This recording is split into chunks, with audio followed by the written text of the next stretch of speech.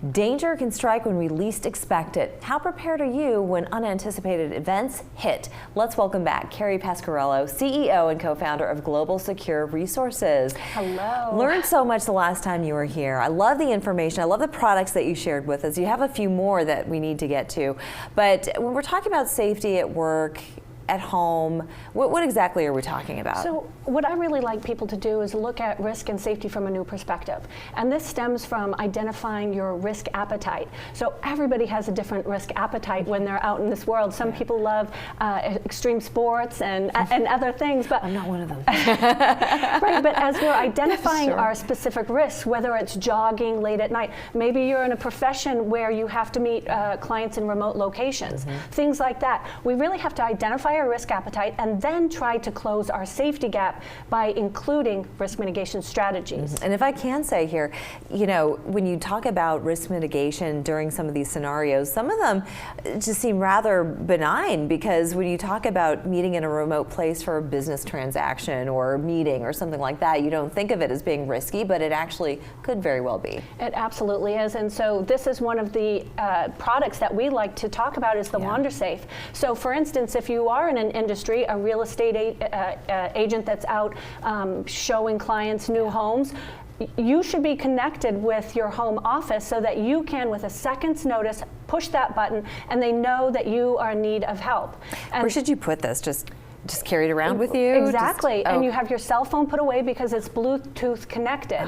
And so this way, oftentimes when you're in a scenario where you're face to face with a criminal, if you pull out your cell phone, first of all, it's going to take you a few seconds to dial anybody. By that time, they've already hit it out of your hand. Yeah, right. This, they don't know what it is. Looks like a key fob. Right, it does. And so we always say, you know, you have to know the risk to avoid the risk. Yes. And so out and understanding your risk appetite and then strategizing your safety is where we start. Absolutely. Yeah. Another thing that we don't think about is now we're in an age where we're constantly doing Zooms and Skypes and whatever else, that video interface on our computer.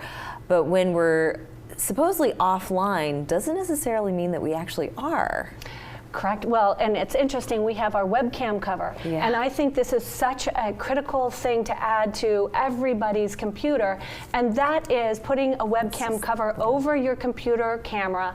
And this way you're intentional when you want to be on film and when you don't want to be on film. Yeah, some computers have this built in, but many of them do not. Many don't. Yeah, mine doesn't. And typically a light comes on when you're connected, but is there a way of getting around that? So even when it's dark, supposedly, that someone could be watching you? Sure. Well, you know, it's interesting. We have a lot of surveillance that's happening in our communities and around the world.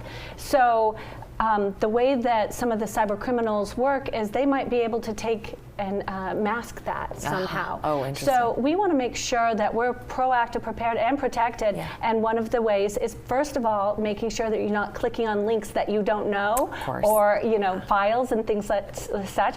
But making sure that we can add some safety strategies, and this is just one of them. When we're talking about a safety gap, what do we mean when we're talking about a safety gap? Is this just a lack of knowledge as opposed to what the threat actually is out there waiting for us? Well, it's interesting. It all stems from that little space of when you're getting onto like a metro or a train. There's always that little gap, and if you don't mind the gap, you could fall into it. I've actually seen somebody fall in that gap getting onto a train, and it's very scary for them. And so everybody talks about that safety gap, and that's what that is, but that's a safety gap in everybody's life, and it depends on what it is. A safety gap while you're driving is leaving your car door unlocked. That's a safety gap.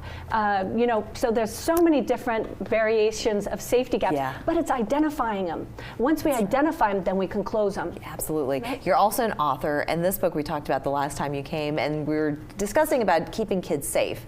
So when kids are going out into the world, whether it's for an exchange program or a trip or something to broaden their horizons, they also need to make sure that they're not falling into traps.